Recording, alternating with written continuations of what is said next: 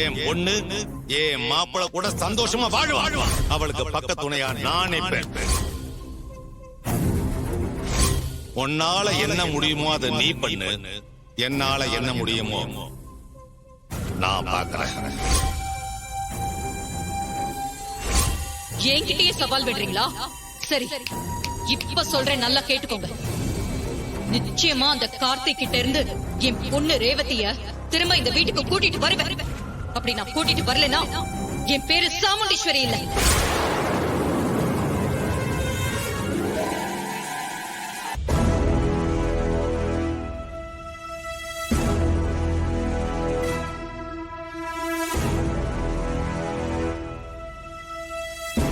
அக்கா, மாமா பேசினதெல்லாம் நீ பெருசா எடுத்துக்காத.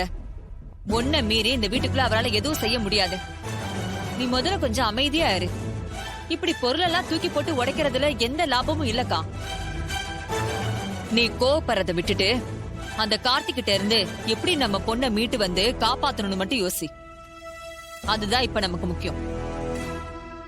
என்னக்கா, நான் பாட்டுக்கு பேசிக்கிட்டே இருக்கேன், நீ எதுவும் பேசாம அமைதியா இருக்க?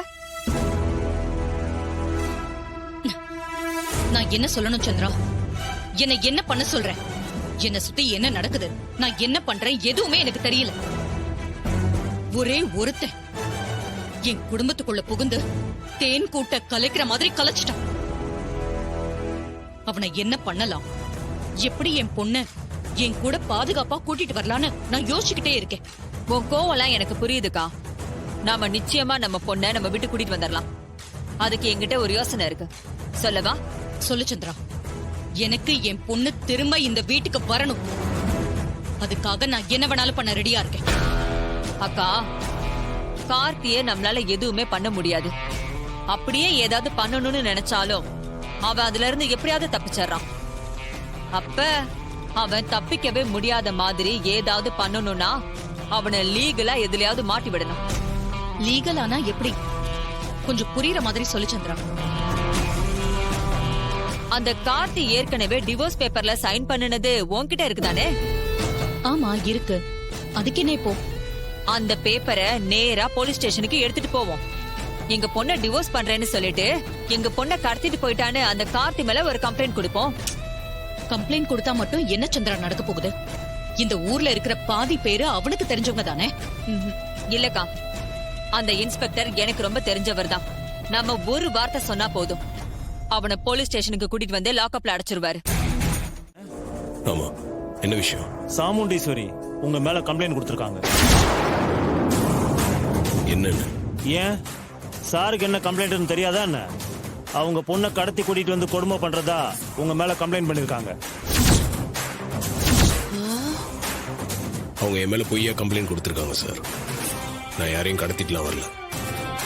என் ஒய்ஃபை என் வீட்டுக்கு தான் நான் கூட்டிட்டு வந்திருக்கேன். இன்னைக்கு காலையில தான் நீ வலுக்கட்டாயமா கடத்தி கூட்டிட்டு வந்து கொடுமைப்படுத்துறதா கம்ப்ளைண்ட் வந்திருக்கு. மரியாதையா என் கூட வா.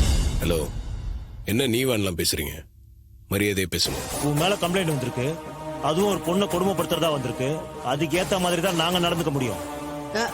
சார், அப்படியெல்லாம் ஒண்ணும் கிடையாது. ரேவதி என் பேத்தி, கார்த்தி ரேவதியும் புருஷன் பொண்டாட்டி. அவங்க 2 பேரும் விருப்பப்பட்டு தான் என் வீட்டுக்கு வந்தாங்க. இதுல எங்க இருந்து கொடுமைப்படுத்துறது? அதெல்லாம் நீங்க சொல்ல தேவையில்லை. இப்ப நீ வரப்போறியா இல்லையா? சார், மரியாதையை பேசுங்கன்னு சொல்றேன்ல. ரேவதி கோயிலுக்கு தான் போயிருக்கான். இன்னும் கொஞ்ச நேரத்துல வந்துருவான். அவகிட்டே உண்மை என்னன்னு கேளுங்க. அதுக்கப்புறம் நீங்க என்ன சொல்றீங்களோ நான் அதை கேட்கறேன். ஸ்டேஷன்ல கம்ப்ளைண்ட் வந்திருக்கு.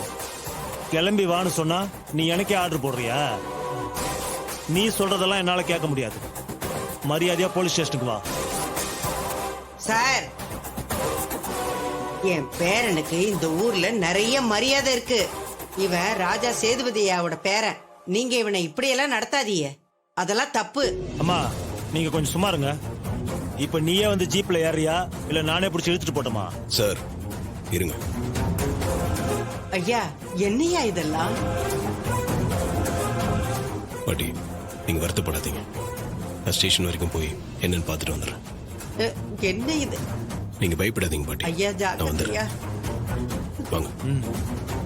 என்ன?